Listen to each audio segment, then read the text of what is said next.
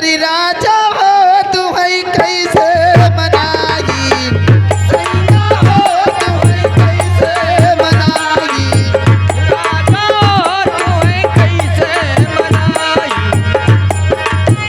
राजा हो तू है कैसे मनाई।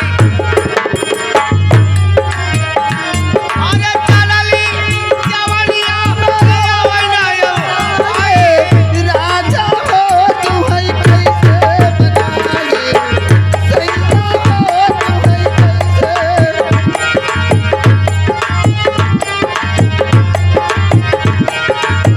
चल जवनिया अरे चलनी जवनिया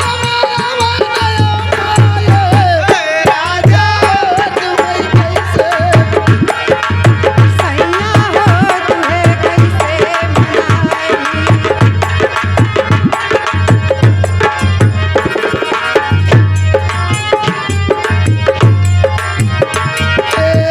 मैया हो तू है कैसे मनाए, राजा हो तू है कैसे मनाए,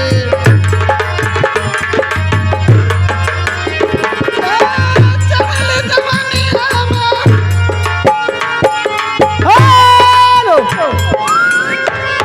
का कहे थे वो? और पीवा हमार बगल टवा हो,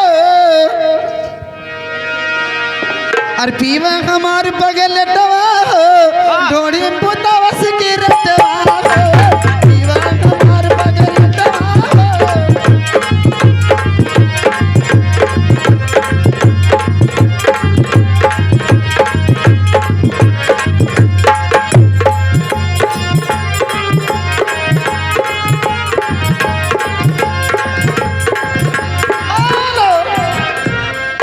ये आगे उनकी फरमाइश है, और पीले पीले और पीले पीले ओ मोरे राजा, पीले पीले ओ मोरी जाने,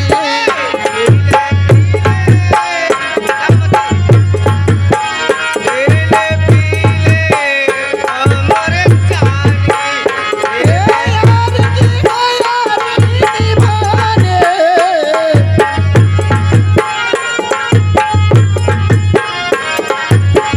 पीले पीले ओ मोरे राजा, पीले पीले ओ मोरी जाने,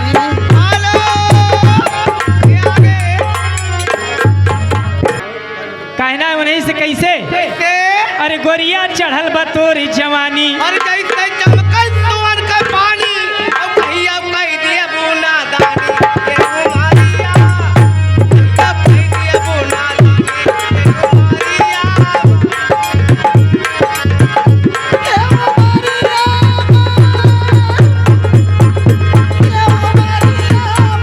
कहियो कह देबो नादानी, एहू मारिया माँ।